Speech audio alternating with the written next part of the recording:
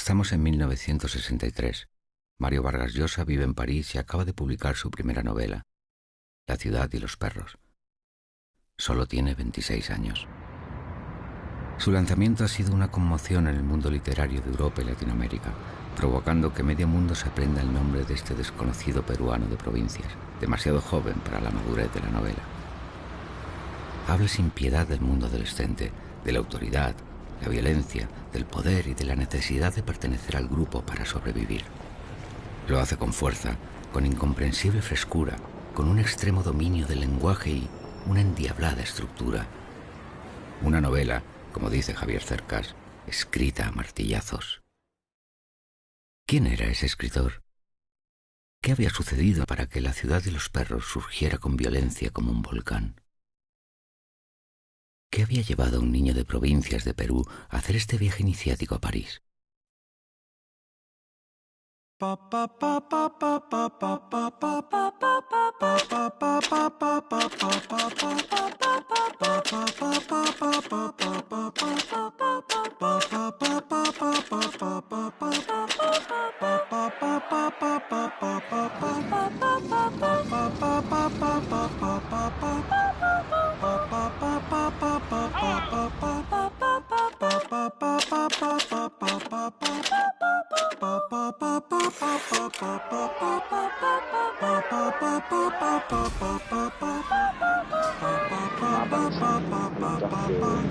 J'aimais beaucoup, que j'aime encore.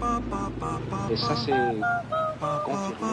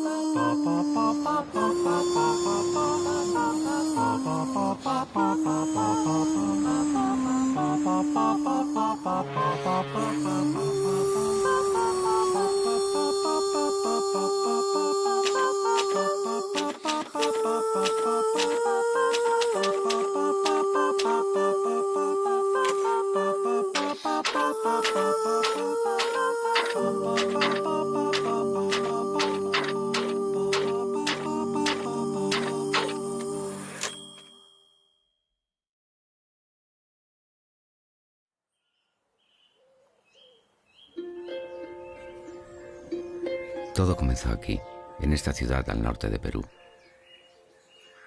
El pequeño Mario tiene 11 años. Vive feliz en el paraíso familiar de los Llosa, donde ha crecido mimado y consentido por su madre, tíos, abuelos, que le festejaban todas sus gracias y ocurrencias. Pero un caluroso día de diciembre de 1946, de golpe, todo ese mundo se viene abajo. Como en una secuencia de secretos y mentiras, esa mañana, el pequeño Mario se dirige de la mano de su madre a un hotel de las afueras a conocer a su padre, al que hasta hace un rato creía muerto. El hombre de la foto al que reza todas las noches, en realidad, había huido al 5º mes de embarazo. Su madre se lo había ocultado. Pero esto no es lo peor. Después de 11 años sin verse, Ernesto Vargas ha convencido a Dora para fugarse hoy mismo a Lima y abandonar de golpe a la familia Llosa.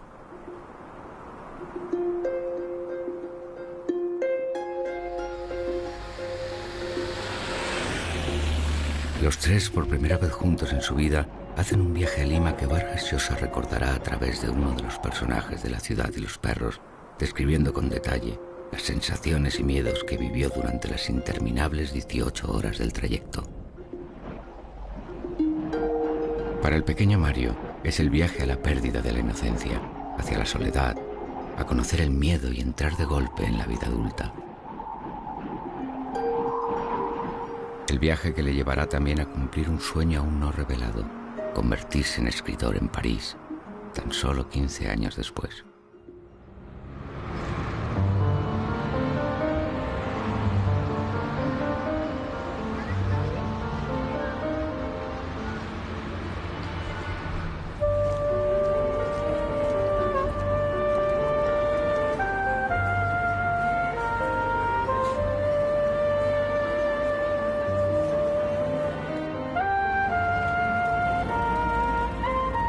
El pequeño Mario llega a una ciudad grande y hostil. Extraña su paraíso familiar de Piura. Y allí, en un pequeño piso de la calle Salaberry, todavía le queda descubrir la peor de las sorpresas. Su padre es un ser violento y maltratador.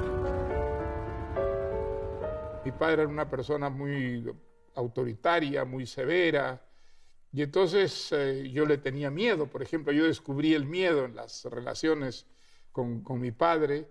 Le tenía tanto miedo a mi padre que muchas veces temprano me metía a la cama, incluso vestido cuando lo sentía llegar, para no tener que verlo, para no vivir la tensión enorme que vivía con él. En aquel piso conoce el horror. A través del esclavo, un personaje de La ciudad de los perros, Mario recreará con crudeza y detalle las palizas, humillaciones y miedos. Si él no hubiera encontrado a su padre como lo encontró, con todos los traumatismos que suponía ese encuentro, probablemente él no hubiera sido escritor, ¿no? Hubiera sido un hombre culto y un gran lector, pero no se habría entregado a la vocación de escritor con la voracidad con la que se entregó. Yo me sentía muy solo y esa soledad la combatía leyendo. La lectura fue realmente un refugio donde yo podía vivir otras vidas, unas vidas muy distintas de esa vida solitaria, difícil. Todas las noches se encierra en su cuarto de la mano de un libro de tapas azules. Bajo las sábanas se sumerge en un mundo de fantasías, aventuras, retos, viajes y héroes de la mano de Julio Verne. Un mundo del que ya no querrá salir.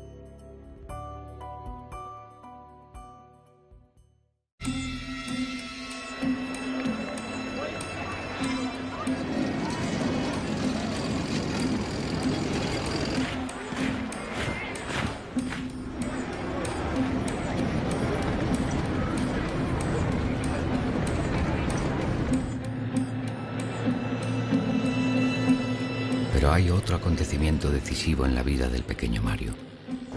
El golpe militar que lleva al general Odría y a su junta al poder en 1948. Ernesto Vargas, ferviente seguidor de Odría y eufórico con el alzamiento, decide enviar al pequeño Mario al Colegio Militar Leoncio Prado para contrarrestar la educación de la familia Llosa, que había hecho de él un niño engreído y caprichoso.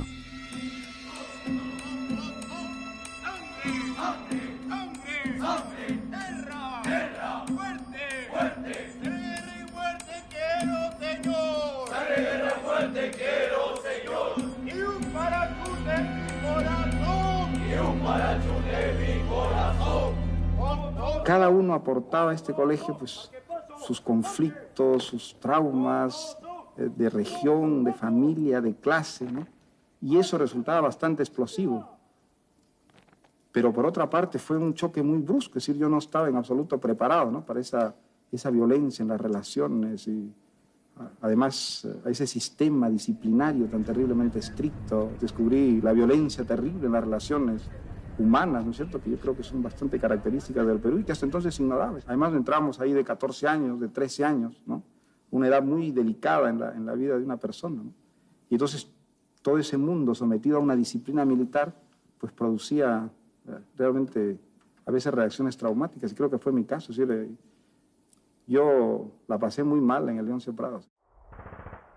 Durante 2 años, Mario se enfrenta a un ambiente violento, carcelario y hostil, que ahonda y endurece su carácter tímido e introvertido. Sufre acoso, constantes encierros y vejaciones físicas por parte de militares y compañeros. La lectura y la escritura vuelven a ser la válvula de escape. El internado, un poco como la relación con mi padre, fortaleció mucho mi vocación literaria. Leí muchísimo en el colegio militar. No solo escribí, sino leí mucho. Recuerdo haber leído, por ejemplo, un libro que a mí me marcó enormemente, que fueron Los Miserables de Víctor Hugo. En las largas noches sigue refugiándose en la lectura de autores franceses. Descubre a Víctor Hugo, pero sobre todo a Dumas y los Tres Mosqueteros. De esas lecturas surge el interés por aprender francés y siente por primera vez la necesidad, el obsesivo deseo de salir del Perú y poder algún remoto día vivir en París. Lo que le da Leoncio Prado esencialmente es la textura del Perú, la realidad multiforme del Perú, la realidad socialmente distinta, compleja, matizada, diversificada, mezclada del Perú. Y que allí había indios, había negros, había cholos, había blancos. Le da una percepción del Perú que yo creo que fue muy, muy importante para la obra de Mario Vargas Llosa. Y por supuesto, la coincidencia otra vez el tema de la autoridad. Rebelión contra el padre, rebelión contra la autoridad, rebelión contra los militares, ¿no? En el Colegio Militar Leoncio Prado, en cierta forma, me convertí en un escritor profesional, es decir, que ganaba con lo que escribía, porque yo les escribía cartas de amor a mis compañeros. Eso ya era más aceptable, y escribir sobre todo novelitas pornográficas que se asociaban al sexo viril, eso estaba bien, era perfectamente tolerable. Entonces, mi vocación pudo perfectamente adaptarse a ese mundo en el Leoncio Prado.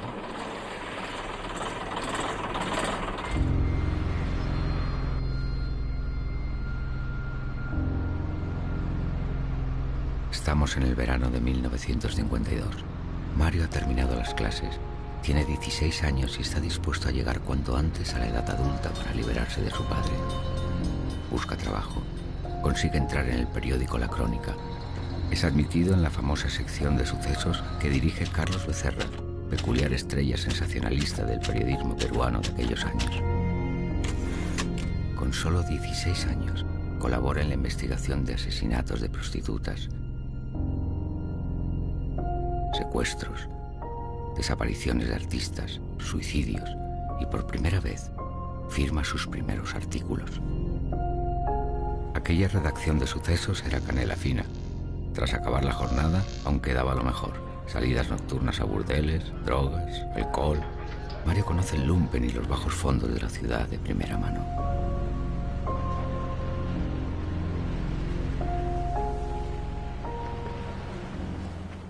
Pero de entre todos estos acontecimientos, hay uno que daría un giro a su vida literaria. El encuentro con un compañero de redacción, bohemio, poeta y amante de la literatura. Carlitos Ney. Gracias a él, conoció libros y autores que marcarían su juventud, como los novelistas americanos de la generación perdida o el Malrox de la condición humana y la esperanza. Pero todo cambió el día que Carlos Ney le regaló los cuentos del muro de Jean-Paul Sartre. Mario queda conmocionado con esa lectura y la figura de su escritor.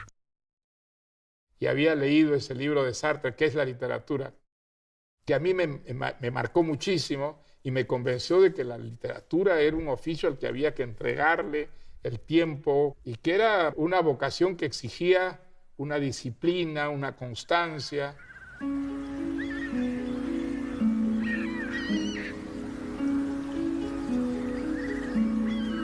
Estamos de nuevo en Piura. Ernesto Vargas descubre la vida nocturna de su hijo e inmediatamente le saca del periódico. Pero el joven Mario ya no quiere volver al colegio militar y consigue que su padre le deje volver a Piura a casa de su tío Lucho para estudiar el último año de colegio.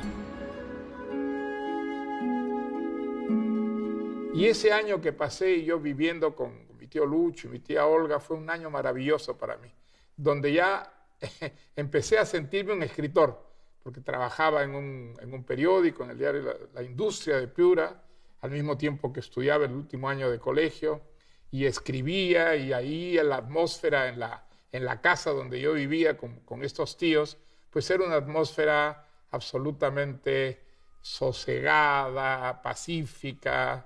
Me llevaba muy, muy bien con el tío Lucho, que había sido un poco como mi padre. Mario acude al Colegio San Miguel y por las tardes colabora con el periódico local La Industria, donde sus compañeros de La Crónica le han recomendado, y publica algunos artículos en la columna Campanario.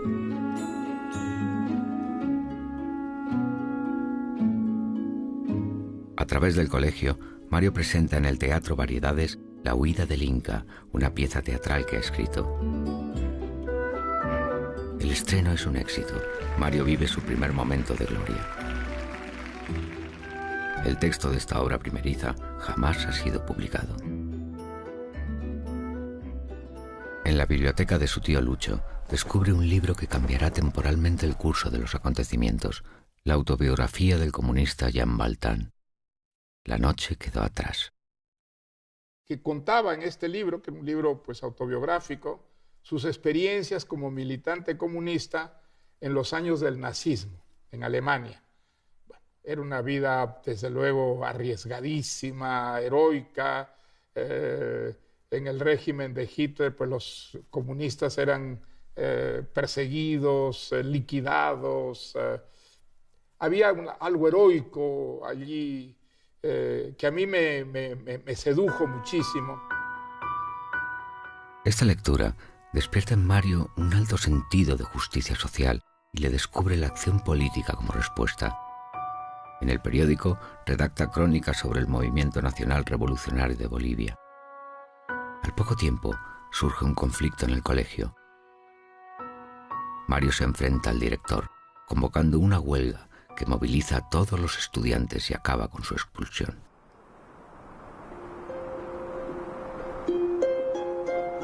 En diciembre de 1952, Mario regresa a Lima. Han pasado 6 años desde el día que conoció a su padre e hizo el mismo viaje de 18 horas. Pero este joven Mario poco tiene que ver con el niño asustado que abandonó su infancia de golpe. Ahora sabe que quiere escribir y está dispuesto a dejarse llevar por esta pulsión.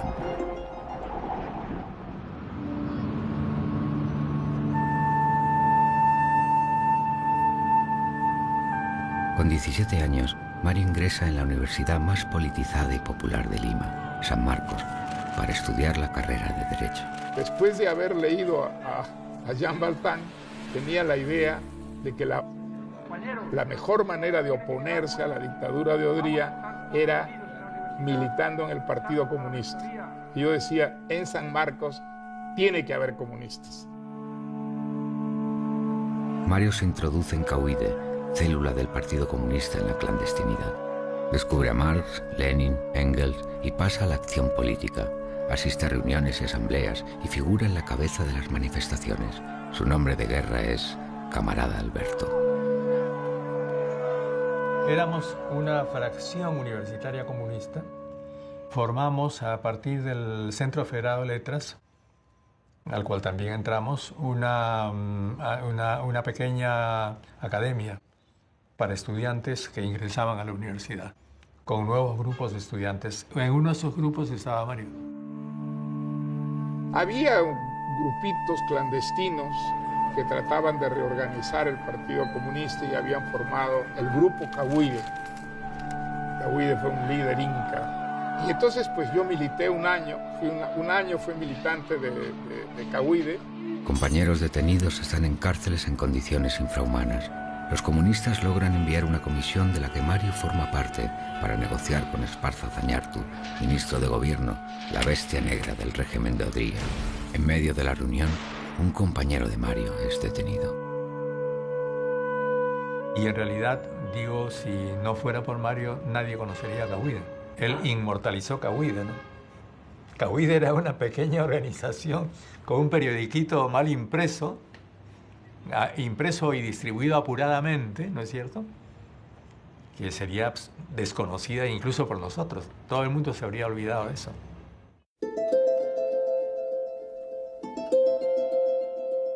En San Marcos aparece un profesor que influirá decisivamente en su forma de entender la escritura.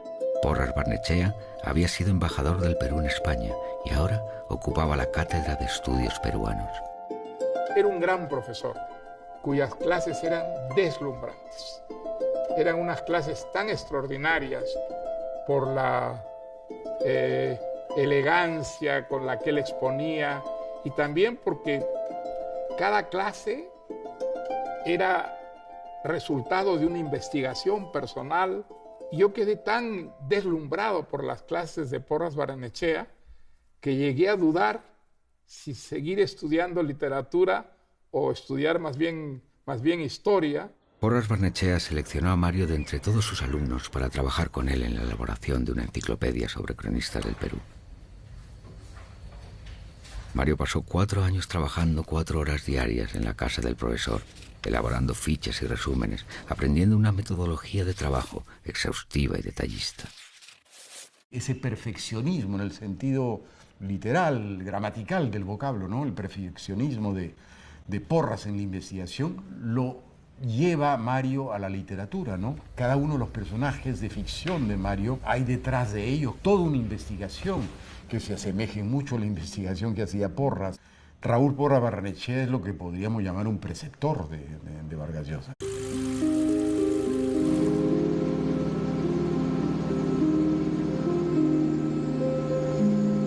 En mayo de 1955, la vida de Mario tiene otro giro inesperado que cambiará su vida, al menos los próximos 11 años.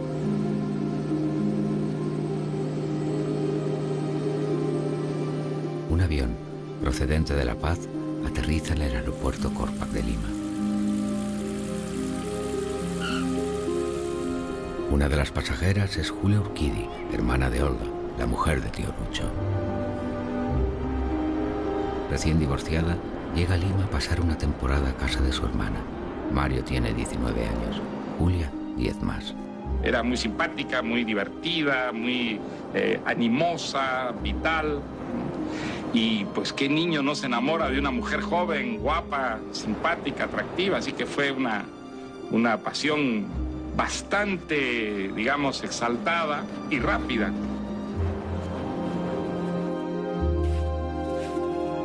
Por el parentesco y la diferencia de edad, llevan su amor a escondidas.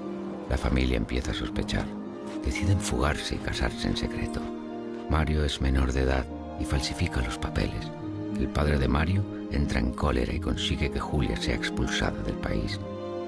9 meses después, Mario convence a la familia. Julia regresa y se van a vivir juntos.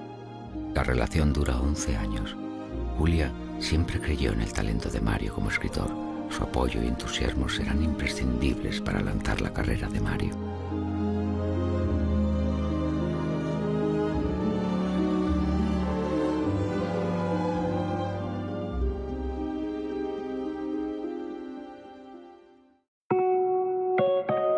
En aquellos días, Mario conoce a 2 personas que serán capitales en los inicios de su carrera como escritor. Luis Loaiza, Lucho, futuro escritor y amante de la literatura, y el director del suplemento dominical del Comercio, Abelardo Oquendo. Una amistad que nació alrededor de la literatura. Yo me enriquecí muchísimo con esa amistad, sobre todo en lo que a lectura se refiere. Yo me acuerdo que, por ejemplo, no había leído nunca ni había escuchado hablar de Borges, hasta que Lucho Loaiza, que era un gran aficionado a Borges y que conocía muy bien la obra de Borges, me prestó libros de él por primera vez. Luis Loaiza aporta un dinero y funda la revista Literatura, donde con espíritu crítico dan espacio a escritores, poetas y ensayistas de la época.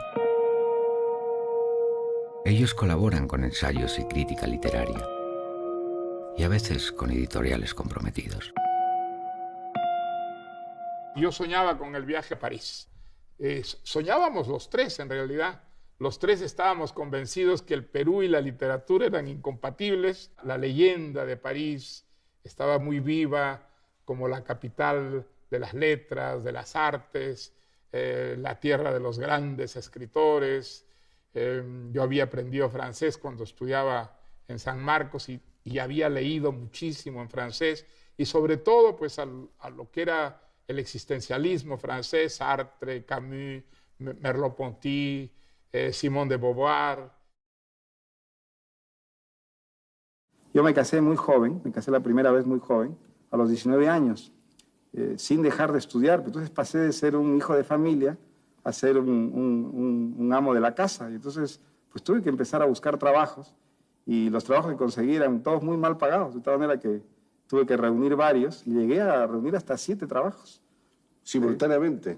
Simultáneamente, sí. Trabajaba, bueno, eran trabajos por horas, ¿no? Muy distintos todos, ¿no? Trabajaba en una radio, trabajaba en una biblioteca, trabajaba con un historiador, un profesor mío de la universidad, hacía reportajes para una revista, escribía crónicas para un suplemento y tuve un trabajo hasta estrafalario, que era fichar los cuarteles de la época colonial del Cementerio General de Lima, porque no sabía qué muertos estaban ahí. Entonces a mí me pagaban por muerto, llevaba unas fichas cada semana, tantos muertos catalogados, me pagaban por muerto una cantidad que no recuerdo, era una cantidad bastante ridícula. Desgraciadamente no tenía mucho tiempo para escribir, no escribía los domingos y en las noches, pero generalmente llegaba tan cansado que no hacía sino intentar escribir, ¿no? En realidad, esos años, pues, bueno, la literatura era muy importante para mí, ¿no?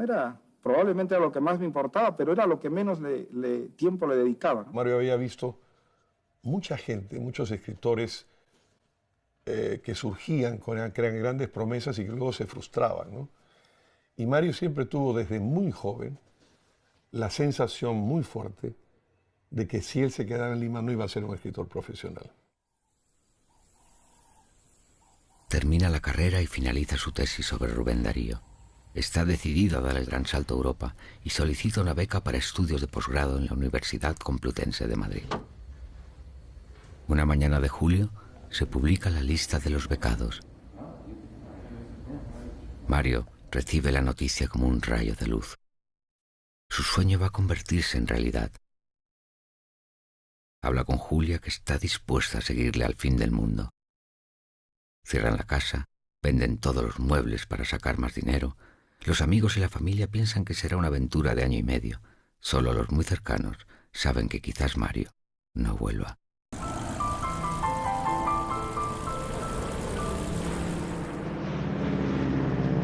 Viaja en avión a Río de Janeiro y desde allí en transatlántico a España.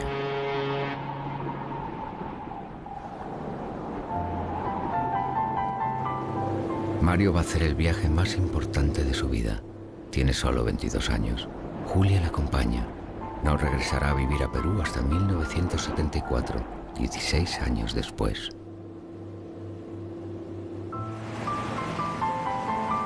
Sabe que no hay ningún escritor hispanoamericano en Europa que viva de escribir novelas. También sabe que quedarse en Lima es una muerte lenta y segura. Quizás todo se quede en eso, solo un sueño, o aún peor, en una utopía.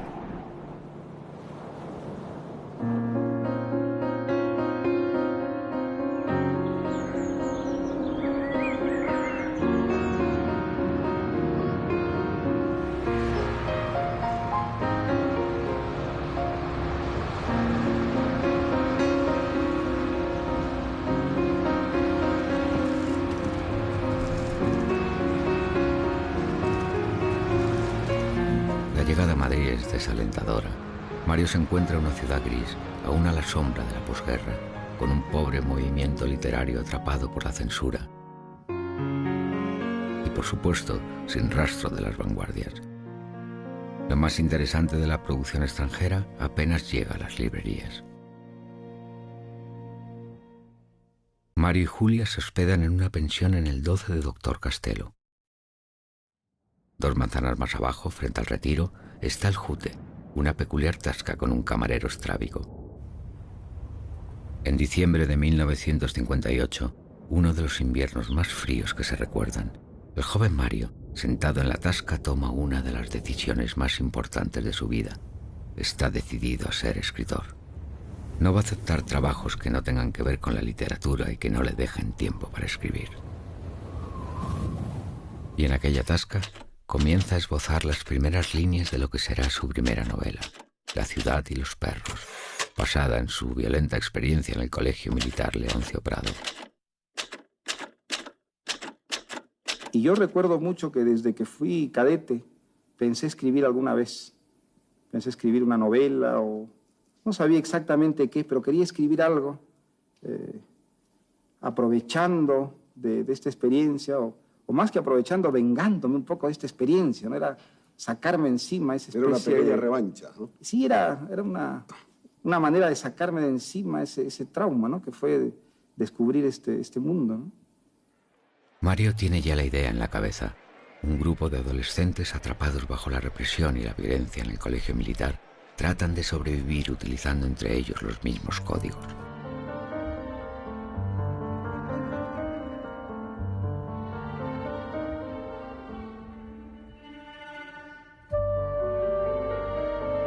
En la novela avanzo y me retuerzo. Me cuesta mucho trabajo. Creía tener el argumento perfectamente armado y ahora le encuentro puntos débiles, lunares, incoherencias. Me paso horas enteras corrigiendo una página o tratando de cerrar un diálogo y de pronto me lanzo a escribir sin parar una docena de páginas. No tengo la menor idea acerca de cómo está saliendo, pero me siento embriagado. Escribir es lo único realmente apasionante que existe.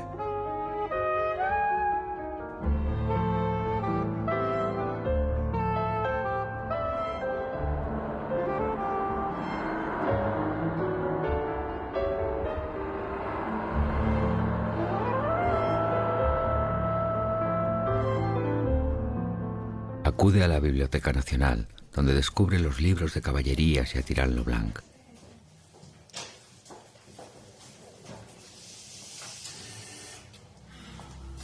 Mientras lee, reflexiona sobre el oficio de escribir y la dureza de enfrentarse todas las mañanas al folio en blanco.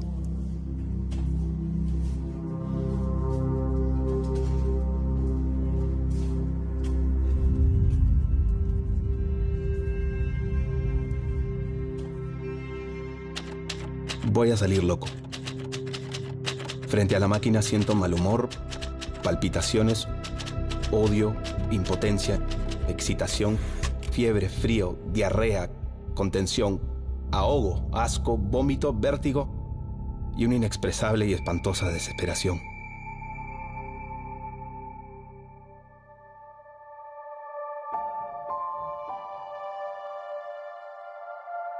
Cada vez desconfío más de mí mismo. Si antes de terminar el año de beca no escribo algo que realmente me parezca valioso, creo que voy a rectificar mis planes. Sería una tontería que insistiera en hacer cojudeces decorosas.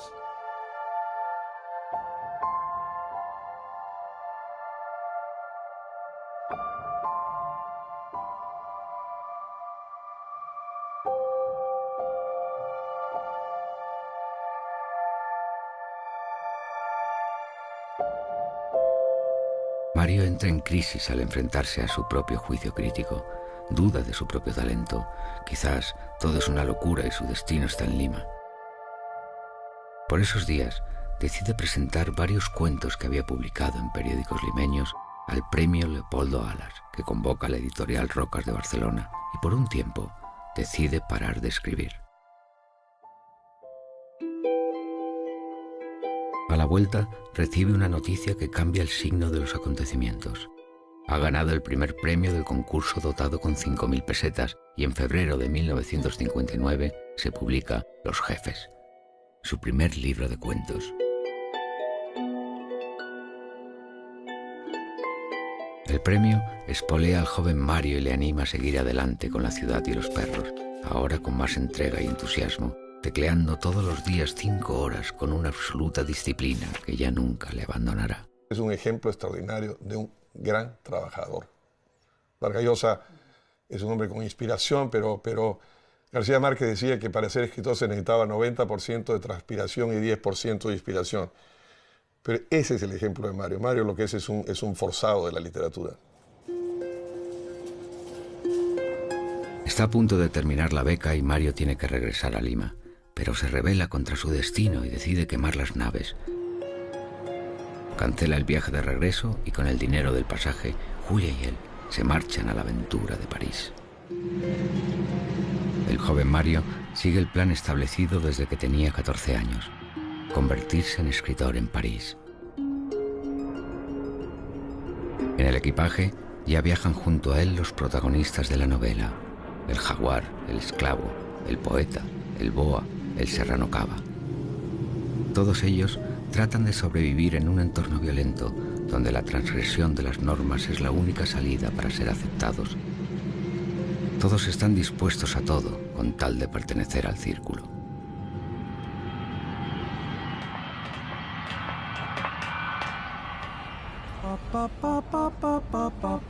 Mario y Julia llegan a una ciudad difícil, idealizada, donde son inmigrantes de segunda.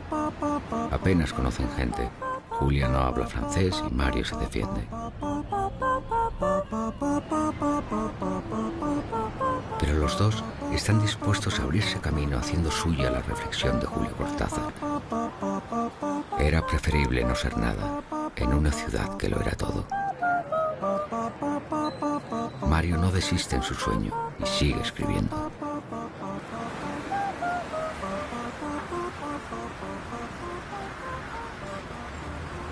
El entusiasmo inicial va dando paso a la realidad. Ni Mario ni Julia encuentran trabajo y el dinero comienza a escasear. Mientras conseguí un trabajo, yo hice ramassage. Era un sistema que tenía la Unión de Estudiantes de Francia para ayudar a los estudiantes de ingresos modestos. Entonces te daban una calle o un barrio y ibas con otro compañero y con un carrito que te daba la Unión de Estudiantes para recoger periódicos viejos. Y en la tarde regresabas a la Unión de Estudiantes donde te pesaban estos periódicos y te pagaban. Para buscar más recursos, llegan a trabajar de extras en una película de René Clair, donde son eliminados del corte final. Se ven obligados a almorzar en comedores universitarios donde les hacen descuento. Y así sobreviven hasta que llega el día que no pueden pagar el hotel. Hablé con la que era la dueña del hotelito donde vivíamos nosotros en el barrio latino. Me dijo, bueno, pues nada, yo no los voy a botar del hotel, eso sí los voy a pasar al cuartito más barato, que era en el techo prácticamente, y les voy a autorizar que cocinen. Julia cae enferma y tiene que ser operada en una clínica. Mario se ve obligado a vender un terreno que posee en Lima para salir adelante. La única esperanza está en la novela.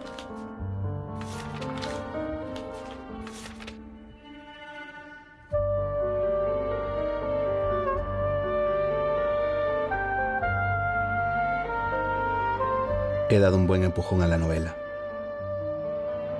Y cada día me convenzo más de que esto sí puede ser algo valioso. Olvídate de todas las estupideces que he escrito. Ejercicios ridículos de adolescente. Tengo la impresión de que si la novela sale tal como presiento, seré por fin un escritor. Te confieso que es lo único que me retiene en Europa. Si veo que todo es un espejismo, haré las maletas y no sé cómo me regreso a Lima y no vuelvo a escribir una línea.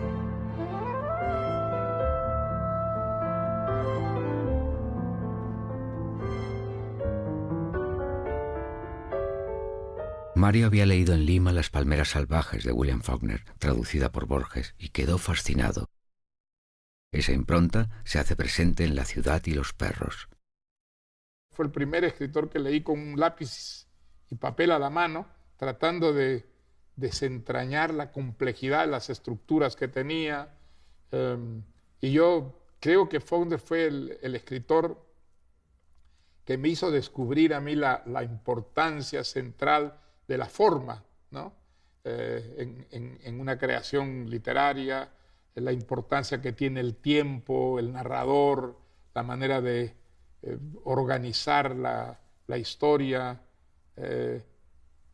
callando, por ejemplo, hechos esenciales para que tengan una repercusión desde el silencio, desde el enigma, la riqueza de la prosa en Faulkner. Fue también, desde el punto de vista estrictamente novelesco, seguramente la influencia más importante que tuve yo en la adolescencia. Después de un tiempo consigue por fin algunos trabajos. Profesor de español en la Escuela Berlitz, periodista en la agencia France Press y locutor de la radiotelevisión francesa, donde dirige un programa de radio sobre literatura destinado a Latinoamérica. Allí coincide con Jorge Edwards. Era un programa que se llamaba Literatura al Día, que nos dan unos libros gordos, aburridísimos y que nadie leía. Leíamos la solapa si es que leíamos mucho. Y nos inventábamos una polémica, que uno estaba a favor y otro en contra. Y la gente que estaba en ese programa eran Carlos Semprún, hermano de Jorge. Y después había un loco uruguayo que se llamaba Paseiro. Y después íbamos mucho a la Coupole, y en la Coupole, pero un café de Montparnasse, tú veías en la mesa del lado a Sartre, a Jean-Paul, y después podías ver a la Brigitte Bardot si estabas con suerte. Mario va conociendo al círculo de escritores hispanoamericanos que, como él, han ido a París en busca de fortuna literaria. Y solo al terminar ya la cena, cuando nos despedíamos, me di cuenta que era Julio Cortázar. Y yo lo había leído en el Perú, había leído su primer libro de cuentos, Bestiario, había leído además una traducción maravillosa que hizo él de Edgar Allan Poe. Él ha dicho que empezó a sentirse latinoamericano en París. Y este es un sentimiento que es compartido por muchas otras personalidades que en algún momento han pasado años en el exilio o viviendo fuera de su país de origen. Mario y Julia consiguen por fin mudarse a un pequeño apartamento de la calle Tournon, en el Distrito 6. Y allí, en enero de 1962, Mario termina su primera novela.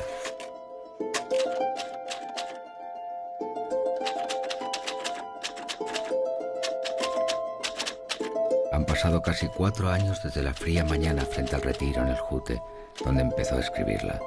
Tiene 26 años. Ha volcado con rabia toda la violencia contenida que vivió en el colegio militar, dando voz a un coro de adolescentes desesperados, con un estilo preciso, punzante y una sorprendente estructura hasta ahora inédita en castellano.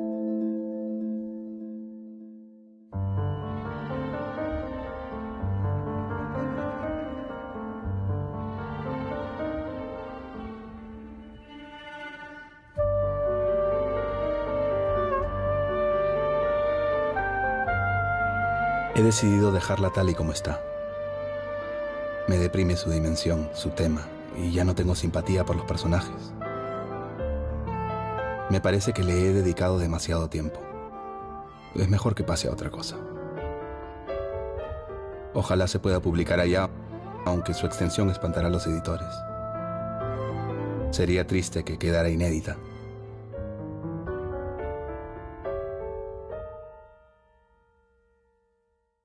Pero no todo ha terminado. Comienza otra lucha que va a ser dura. La búsqueda de editorial. La presenta Rueda Ibérico, la editorial de los exiliados españoles, y también la envía a la editorial Losada, pero todos son negativas. Se la da a leer a su amigo Claude Cuffon, reconocido hispanista. Este se la presenta a Maurice Nudot, director de la revista a la que Mario había estado suscrito en Lima, Las Nuevas Letras, ahora al frente de la editorial Julliard. La respuesta es demoledora. En pocas líneas ácidas destruye la obra, la califica como burda novela de un realismo indigesto y sin calidad literaria. Mario siente que todo está perdido, pero no se da por vencido.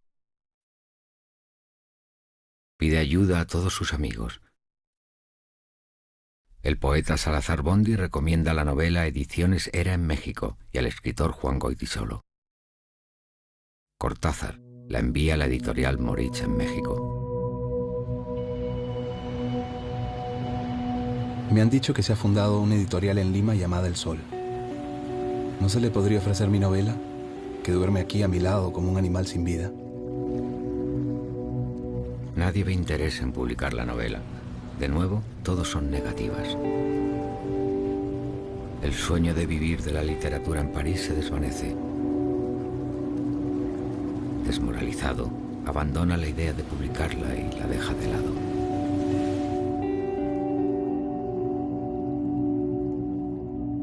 Nosotros escribimos solos, además lejos de América Latina. García Márquez escribió lejos, Vargas Llosa se escribió lejos, Asturias escribió lejos y yo también. No teníamos amigos editores, no teníamos editores. Los editores vinieron después. Pero es de nuevo Claude Cuffon quien aparece. Propone enviar la novela a Carlos Barral en Barcelona, pero Mario piensa que con la censura en España es imposible. Carlos Barral era un personaje insólito, un personaje elegante, divertido, atractivo, inteligente. Te provocaba una fascinación tremenda por la capacidad que tenía de juntar ideas con lo que tú decías y lo que él sabía.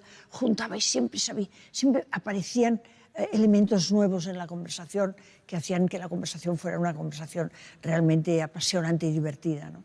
En América Latina coinciden una tradición literaria tan vieja como cualquier literatura europea y más antigua, por ejemplo, que la eslava, que nació después, ¿no?, con un mundo efectivamente más interesante desde el punto de vista del devenir histórico, mucho más anecdótico, en que los grandes fenómenos, desde las luchas étnicas a las luchas de clase, a las integraciones, todo eso está a flor de piel.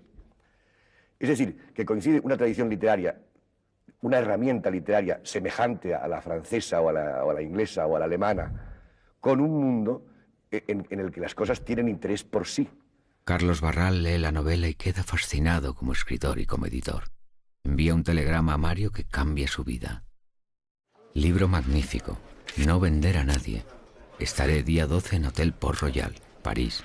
Búsqueme usted. Barcelona, 8 de septiembre de 1962. Barral está entusiasmado con mi novela. Después de leerla yo la encontré juvenil y mediocre, así que le dije que no quería publicarla. En todo caso, no antes de rehacerla. Pero él no quiere que la toque. Me aseguró que la censura no suprimirá nada. Ya estoy viejo para alucinarme y sé de sobra que mi novela no es ni de lejos una obra que justifique ese entusiasmo.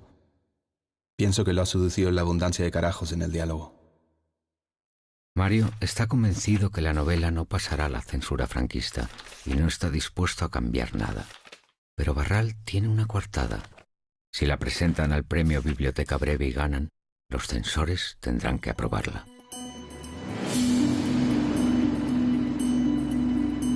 La tarde del 2 de diciembre de 1962, Julia está en casa cuando recibe un telex desde Madrid. Sale corriendo hacia la radio donde Vargas Llosa está preparando el programa.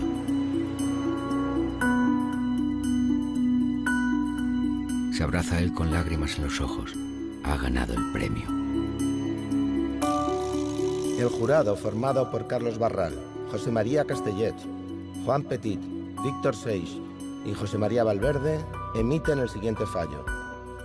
A pesar de la alta calidad de los originales presentados, por primera vez en su historia se ha concedido por unanimidad el Premio Biblioteca Breve 1962 a la novela de título provisional Los Impostores, de Mario Vargas Llosa.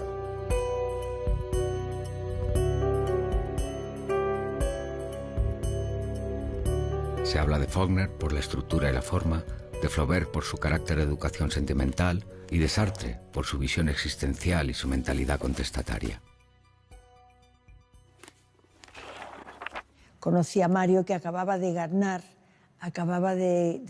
en el año 62 el premio Biblioteca Breve por La ciudad y los perros, y que era como la joya de la corona de la casa en aquel momento. Primero porque era joven, porque era guapo, porque era simpático, pero sobre todo porque había despertado un gran interés por la editorial. Y además era una persona encantadora, simpático, gracioso, divertido, con ese deje que tenía latinoamericano, que a nosotros en aquel momento nos parecía fascinante. Pero aún queda otra batalla: salvar la censura franquista. En julio de 1962, Fraga Iribarne es nombrado ministro de Información y Turismo con una clara intención aperturista. Fraga pone al cargo de la censura a su cuñado, Robles Piquer, un diplomático ajeno al régimen y a la literatura. Pero la realidad no cambia mucho. De los libros presentados en esos años por la editorial de Barral, el 65% son prohibidos. La novela se presenta a la oficina de censura el 16 de febrero de 1963. 9 días más tarde, emite su dictamen. La ciudad y los perros debe prohibirse y deniegan el permiso de publicación.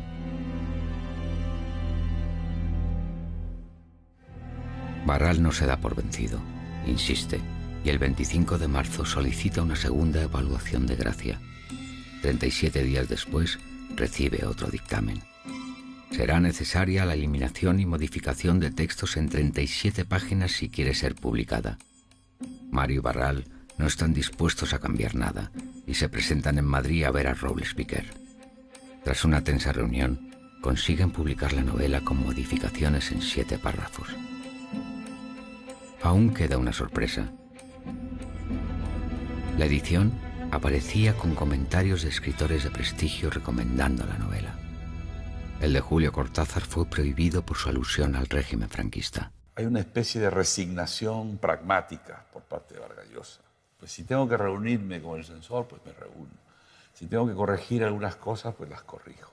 Cosas menores, ciertamente, pero hubo que hacerlas. Y sobre todo es que la novela era muy original para la época, muy original para la época. Y yo creo que lo jugó muy bien. Carlos Barral sabía muy bien a quién se dirigía. Carlos en aquel momento estaba en contacto con todos los grandes editores, con Rowohlt, con Einaudi, con Gallimard, con todos los grandes de Europa.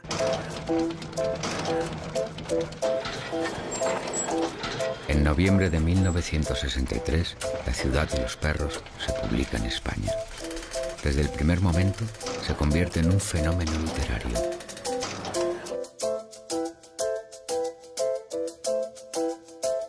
Gana otro premio más, el de la crítica, y es finalista de los premios Formentor. En España se imprimen 25.000 ejemplares en las primeras 6 ediciones. El Círculo de Lectores saca una edición especial de 5.000. Barral vende los derechos de traducción al inglés, francés, italiano, alemán, holandés, finlandés, ruso, húngaro, sueco. La ciudad y los perros se extiende como la pólvora también por Latinoamérica.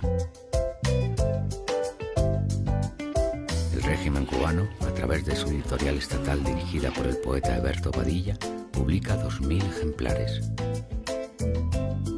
En Perú, la editorial Populibros propaga la noticia que la novela ha sido prohibida en España y saca una edición de bolsillo con 20.000 ejemplares que se agota a los pocos días. El estamento militar se siente injuriado por la imagen que la novela proyecta de ellos. Y se difunde la noticia de que se queman varias ediciones del libro en la Academia Militar Leoncio Prado.